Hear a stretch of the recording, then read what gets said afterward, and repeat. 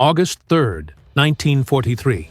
Lieutenant General George S. Patton woke up believing this might be the best day of his military life. The war in Sicily was still raging, but for Patton personally, the news could not have been better. Word had just reached him that General Dwight D. Eisenhower, the Supreme Commander in the Mediterranean, had decided to award him the Distinguished Service Cross for extraordinary heroism. 3 weeks earlier, on the beaches near Gela, a German counterattack had come dangerously close to pushing American forces back into the sea. Artillery thundered, tanks advanced, and the invasion that had cost so much blood and planning hung on the edge of disaster. In that chaos, Patton had gone forward himself, standing in the open under enemy fire, directing naval guns and rallying shaken infantry. He shouted, he cursed, he pointed with his cane and his pearl-handled pistols, refusing to bend or flinch while shells exploded around him. The attack had been stopped. The beachhead had held. Patton had turned what could have been a catastrophe into a victory. Now, Eisenhower was going to pin a medal on his chest for it. To a man who had dreamed his whole life of battlefield glory, it felt like vindication. That afternoon, riding the high of that news, Patton decided to do something he genuinely loved: visit his wounded men. The 15th Evacuation Hospital near Nicosia was filled with soldiers who had paid for Sicily in blood and shattered bone. Patton wanted to look them in the eye, to thank them, to show them that their suffering had not been forgotten by the man who ordered them into battle. It was something he believed a commander owed his troops. He arrived around noon, accompanied by staff officers and greeted by the hospital commander, Colonel Donald Currier. The tents were hot, the air heavy with the smell of antiseptic, sweat, and the low murmur of pain. Currier led him through the rows of beds in the recovery ward. Patton moved from cot to cot like a visiting monarch, and a concerned father rolled into one. He shook hands with men whose bandaged arms trembled from the effort. He leaned over those with chest wounds, speaking loudly so they could hear him through the haze of morphine. He praised their bravery, told them they had done a fine job, promised that their sacrifices had not been in vain. Nurses watched as this famous general, the man with the gleaming pistols and the fierce reputation, spoke gently to boys who had faced tanks and machine guns. Some of the wounded cried openly when Patton clasped their hands. For a while, the scene looked exactly like what the American public imagined hero generals did in war. Then Patton reached a soldier who did not fit the picture in his mind. In the middle of the ward, not lying in a bed, but sitting on a small stool, was Private Charles H. Cool, 27 years old, from Mishawaka, Indiana. He wore the liner of a steel helmet, but his body showed no visible scars or bandages, no missing limb, no blood-soaked dressing, no cast. To Patton's eye, he looked whole. The general stopped in front of him and demanded to know what was wrong. Cool told him the truth as best he could.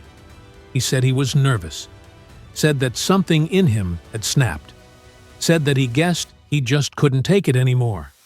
The shells, the fear, the constant pressure. The words hung in the air, and in that moment, something dark and uncontrollable broke loose inside Patton. To the general, who had built his life on a brutal code of courage and endurance, what he heard was not a diagnosis. It was weakness. It was cowardice. He exploded. Patton called Cool a coward. He called him a yellow-bellied bastard, a disgrace to the army. Officers and nurses froze as the general's face twisted with rage. Then, in front of everyone, Patton slapped Cool across the face with the gloves in his hand. The sound cracked through the tent. Not satisfied, he grabbed Cool by the collar and dragged him toward the entrance, shoving and kicking him out into the blazing Sicilian sunlight. At the stunned doctors, Patton roared that this man should not be admitted, that he didn't want yellow-bellied bastards cluttering a place of honor, hiding their cowardice among the truly wounded. And then, as if nothing extraordinary had happened, Patton straightened his uniform and walked out to continue his tour of the front. 1 week later, on August 10th, the pattern repeated, only worse. By then, the 7th Army was closing in on Messina. Victory in Sicily was in sight. Patton again visited an evacuation hospital, this time near San Stefano. The casualties of the final push lined the wards. In one of those tents, he encountered Private Paul G. Bennett, a field artilleryman from North Carolina. Bennett was shaking uncontrollably. His body was exhausted, dehydrated, feverish. His mind was worn raw. He had been in combat since North Africa. He had watched his best friend ripped apart by enemy fire. He had never refused duty, never run from a fight. But there was a limit to what a human nervous system could tolerate, and Bennett had reached it. When Patton asked what was wrong, Bennett answered with nearly the same words as cool. It was his nerves. He said he couldn't stand the shelling anymore. It was too much. He couldn't go back. This time, Patton's fury did not stop at insults and a glove. He drew his pistol. In full view of doctors, nurses, and wounded men, he shoved the muzzle close to Bennett's face and screamed that he was a coward, a disgrace to the army, an embarrassment to his uniform. Then Patton slapped him hard, so hard that the crack echoed through the tent. Bennett began to cry, overwhelmed and terrified. Patton slapped him again. Medical staff rushed forward. The hospital commander physically stepped between the general and the soldier, blocking further blows. Patton, still raging about cowards and malingerers, stormed out. That night, alone with his thoughts, Patton wrote in his diary. He did not regret what he had done. Instead, he doubled down. Men like that, he wrote, should be dealt with by their companies. If they shirked their duty, they should be court-martialed for cowardice and shot. To Patton, the problem was not his temper. The problem was an army that allowed men to crack instead of breaking them or discarding them. But war has more than one kind of witness, and stories in an army travel faster than official orders. A nurse who had seen the second incident told her boyfriend, a captain in public affairs. He told journalists. Within days, every American and British correspondent attached to the 7th Army knew that Patton had physically assaulted 2 hospitalized soldiers. They knew that striking a subordinate violated Army regulations and could, in theory, lead to a court-martial and the end of a general's career. 60 journalists, from newspapers and magazines across the Allied world, had enough information to destroy one of America's most famous commanders. Not one of them filed a story. Instead, something extraordinary happened. Something almost unimaginable today. Damari Bess of the Saturday Evening Post took the lead. He gathered the war correspondents and organized an informal investigation. They interviewed the doctors who had treated Cool and Bennett. They spoke to the nurses who had watched Patton rage and strike. They tracked down soldiers who'd seen what happened with their own eyes. When they were satisfied that they understood the events, Bess traveled to Eisenhower's headquarters in Algiers and laid the facts on the table. He told Eisenhower that the reporters had agreed, unanimously, to suppress the story. "We're Americans first and correspondents second," Bess said. They believed that revealing the incidents while the war raged might damage morale, undermine confidence in command, and give ammunition to the enemy. But Bess also issued a warning. If the story ever surfaced back home, every mother in America would imagine her son next in line to be slapped by an angry general. The backlash would be ferocious. This could not simply be ignored. It had to be dealt with. Eisenhower did not act surprised. The hospital commanders had already filed official reports that climbed the chain of command. He knew what Patton had done. Now he faced a terrible choice. If he removed Patton, he would lose the most aggressive, battle-hungry commander in the American Army. The Germans respected Patton more than any other Allied general. They tracked his movements. They feared his willingness to attack when others hesitated. To dismiss him would hand the enemy a psychological victory. But if Eisenhower protected Patton and the truth leaked later, it would look like a deliberate cover-up. Politicians in Washington would howl for blood. The public might turn on him. Eisenhower's own career, built carefully over years of staff work and coalition leadership, could be shattered. He decided on a middle path. Patton would not be court-martialed, but he also would not escape judgment. Eisenhower dictated a letter to Patton that was as controlled as the general's temper was not. He told him that he understood the need for firm, even drastic measures in war to achieve results. But, he wrote, that did not justify brutality. It did not excuse the abuse of sick and shell-shocked men, nor did it justify the display of uncontrollable rage in front of subordinates. Eisenhower told Patton he was not ordering a formal investigation. No court, no public proceedings. But then, the letter cut deep. Eisenhower wrote that he must seriously question Patton's judgment and self-discipline, to the point that he had doubts about Patton's future usefulness. Privately, Eisenhower was even more blunt. Among his staff, he said that if the incidents became public, the political and public reaction would be merciless.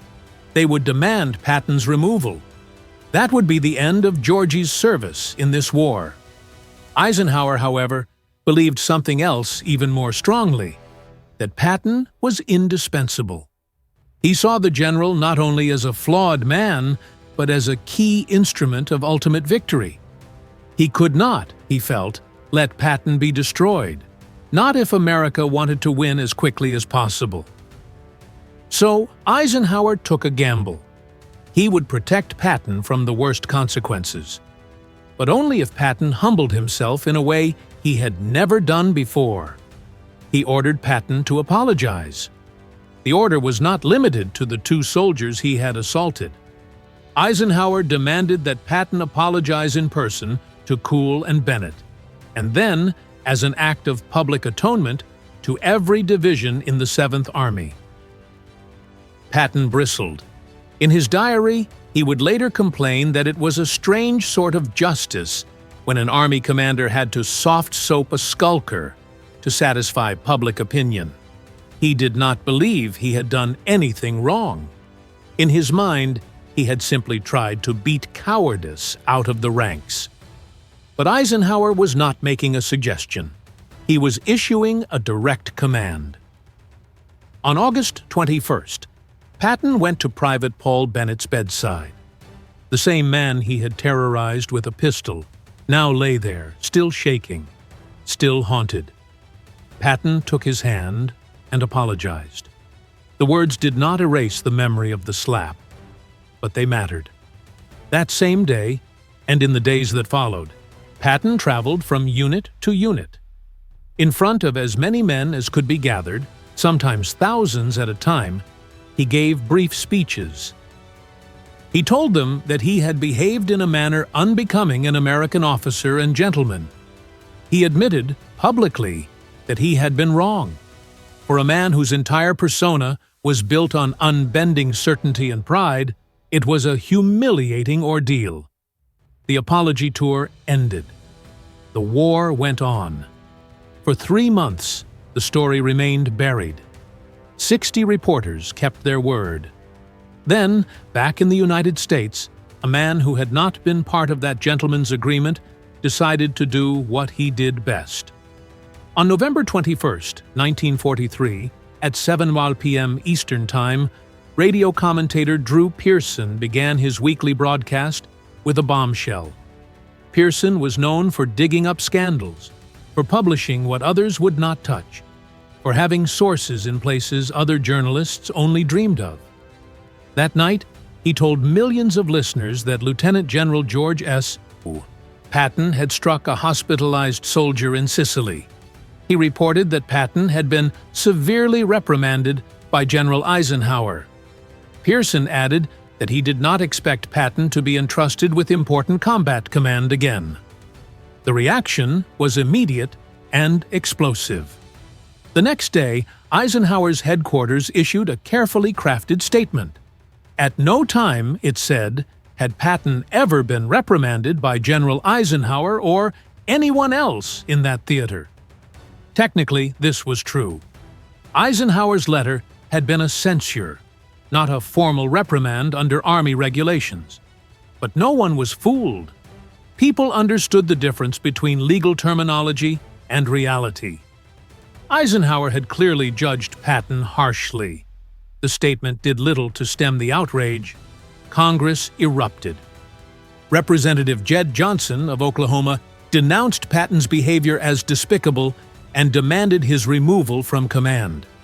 Representative Charles Hoven of Iowa, a World War I combat veteran, declared that tyrants like Patton had no place commanding American soldiers. Senator Robert Reynolds of North Carolina insisted Patton should be brought home and forced to apologize not only to the slapped soldiers, but to the American people themselves. Editorials across the country roared with condemnation. Letters flooded the War Department. Some argued fiercely in Patton's defense, insisting that war required hard men and that the general's results in battle outweighed his misconduct. Many others saw nothing but cruelty and arrogance. Meanwhile, the 60 reporters who had initially agreed to bury the story now faced their own reckoning. They had chosen to put the war effort before their profession's instinct to publish. Some admitted openly that they had made a deal with Eisenhower. Now, the world knew what they had kept quiet, and they had to justify that choice. The War Department, too, had to decide. Would Patton be sacrificed to satisfy political fury? Or would the civilian leadership back Eisenhower's judgment? Eisenhower refused to yield. In messages to Washington, he defended his decision to keep Patton in a position where he might again command troops in battle. He acknowledged the general's flaws, but he insisted that Patton's talents were too valuable to discard. He pointed to the success in Sicily, to the rapid advance and the shattered German resistance. Patton, Eisenhower argued, was one of the few commanders who could turn opportunity into breakthrough. To replace him with a safer, more politically acceptable figure might prolong the war and cost more lives. Secretary of War Henry Stimson supported Eisenhower publicly. He told Congress that decisions about field commanders had to remain in the hands of those actually running the war. It was not for politicians to remove aggressive generals in the middle of a global conflict based on a single, however disturbing, incident. Army Chief of Staff George C. Marshall also backed Eisenhower. In private communications, he reminded officials of Abraham Lincoln's response when critics demanded that Ulysses S. Grant, accused of drunkenness and excessive bloodshed, be fired. Lincoln's answer had been simple. "I can't spare this man. He fights." The parallel was deliberate. Grant had been smeared and misunderstood, but he had won the Civil War. Patton, Marshall implied, was cut from a similar cloth. He had slapped 2 soldiers, yes, but he also might be essential to winning this war. The message was clear. In a total war, moral purity and gentle manners were not necessarily the highest priority. Victory was. Then something unexpected softened the public portrait of the scandal. Private Charles Coole, the first man Patton had slapped, spoke to reporters. He did not denounce Patton. Instead, he suggested that the general himself might have been suffering from a kind of battle fatigue. Kuhl had returned to combat after his hospital stay. He would later land in Normandy on D-Day with his unit, proving in blood that he was no coward. He had no interest in destroying the career of the general who had humiliated him. He simply wanted to get on with his life and finish the war. Paul Bennett, the second victim, also returned to duty. He served through the rest of the conflict. He never launched a public campaign against Patton. The two men whose suffering had sparked the scandal did what soldiers often do. They carried their private wounds in silence and went back to the line. The general who had branded them cowards was defended in a strange way by their strength and forgiveness. The political storm gradually died down. Headlines moved on to new crises. But Patton's punishment did not end when the newspapers grew bored. For 11 long months, George S. Patton was effectively sidelined. He held no combat command. While other generals maneuvered armies and planned campaigns, he sat in gilded isolation in a requisitioned palace in Palermo. His beloved 7th Army was broken up. Its units were shipped off to prepare for new operations in Italy and, eventually, in France. Patton watched from the sidelines as his former subordinate Omar Bradley rose. In September 1943, Bradley was chosen to command the 1st United States Army, forming in England to spearhead the invasion of France. It was exactly the command Patton had wanted, the role he believed fate and talent had destined him for. Eisenhower insisted that the decision to put Bradley in charge had been made before the slapping incidents became widely known. Patton was not convinced. For a man who lived for battle, who believed he had been born into the age of mechanized war for a reason, being benched was a deeper torment than public criticism. The anger of Congress he could shrug off. Editorials calling him a brute or a bully did not keep him awake at night. What tormented him was watching others fight the war he had spent his entire life preparing to wage. Eventually, however, Eisenhower found a way to transform Patton's disgrace into a weapon. In early 1944, plans for the invasion of France, Operation Overlord, were reaching their final stages. The Allies faced not just the challenge of storming the beaches, but of convincing the Germans to expect the main blow somewhere else. They needed the Wehrmacht High Command to believe that the real invasion would land at Pas de Calais, the shortest route from Britain to France, rather than at Normandy, where the actual landings were planned. To do this, they created a phantom formation, the 1st United States Army Group. It existed on maps, in radio transmissions, and in the reports of double agents. On the ground, it was represented by inflatable tanks, wooden aircraft, dummy landing craft, and carefully choreographed activity.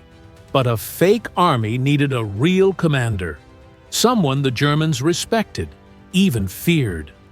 Someone whose presence in southeast England would convince them that this was the main thrust.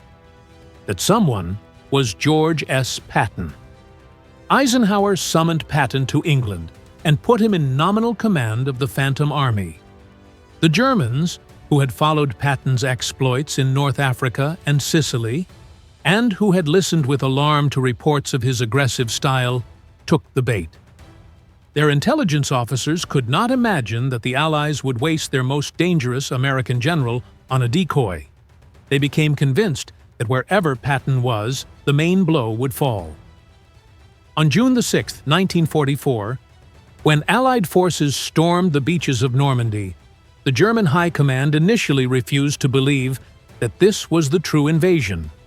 They held armored divisions in reserve at Pas de Calais, waiting for Patton's real attack. By the time they understood their mistake, the beachheads were secure. The irony was sharp. The scandal that had kept Patton away from high command on D-Day had also made him the perfect tool in one of the greatest deception operations in history. On August 1, 1944, the exile finally ended. Patton was given what he had long desired: command of a real army in the field. The Third United States Army became operational in France, and Patton unleashed it like a hound slipped from its leash. Within weeks, his armored columns were racing across the French countryside at speeds experts had considered impossible. He burst out of the Normandy breakout, swept through Brittany, then pivoted east toward the heart of France. The Germans who had waited for him in vain at Pas de Calais now faced him in reality, and discovered that the man they had feared on paper was even more dangerous in person. Patton drove his men relentlessly. He demanded speed, aggression, initiative. His philosophy was simple: keep the enemy off balance, never let him rest, never give him time to build a solid line. The Third Army's advance became one of the fastest and most sustained campaigns in military history. In the winter of 1944 to 1945, when the Germans launched their last great offensive in the Ardennes, the Battle of the Bulge, Patton performed one of his most famous feats, pivoting the Third Army north and relieving the besieged town of Bastogne. Later, he crossed the Rhine, pushed into the German heartland, and drove deeper into enemy territory than any other Allied force. By the time Germany surrendered in May 1945, Patton's Third Army had advanced farther, captured more territory, taken more prisoners, and killed more enemy soldiers than any other American formation in Europe. The same politicians who had once demanded his head now hailed him as a hero. The newspapers that had called him a brute now praised him as a military genius. The 11 months of enforced silence in Palermo were overshadowed by the brilliance of his campaigns. The slapping incidents did not vanish. They remained part of his story, part of the complicated picture of who George S. Patton really was. They revealed a man capable of cruelty, capable of losing control, capable of treating broken, vulnerable soldiers with contempt at the very moment they most needed compassion. They also stood beside another truth, that he was capable of winning battles no one else could win, of driving his army to achieve results that changed the course of the war. History rarely judges anyone solely by their worst moment. It weighs the whole. George S. Patton slapped 2 soldiers in Sicilian field hospitals. He also played a decisive part in defeating Nazi Germany. Both statements are true. Both matter. For Eisenhower, for Marshall, and for the 60 reporters who initially kept the secret, the conclusion was brutal and clear. They chose to save Patton because they believed victory required men like him, men who would fight relentlessly, whatever their flaws. Patton did not live long after the war ended. In December 1945, he was injured in a car accident in Germany and died soon afterward. He never faced a court-martial for the slapping incidents. He never paid any formal penalty beyond those months of exile and the stain on his reputation. Private Charles Cool returned to Indiana, took a job in a factory in South Bend, and lived an ordinary life until a heart attack claimed him in 1971. He never sued, never wrote a memoir, never tried to cash in on his brief, painful encounter with Patton. He simply carried it with him, the way veterans carry so many things the world never sees. Paul Bennett also survived the war. He lived quietly, with whatever memories he had of that tent in Sicily and the general who had struck him. In the end, the slapping incidents exposed more than Patton's temper. They revealed the cold calculations made in war, the willingness of commanders and journalists, politicians and citizens to forgive or overlook certain sins in exchange for victory. They showed that a man can be both brutal and brilliant, both reckless and indispensable. When Drew Pearson broke the story, he believed he was exposing a scandal. What he truly exposed was a decision that had already been made. That in the desperate struggle against Hitler, some people were willing to put victory ahead of almost everything else.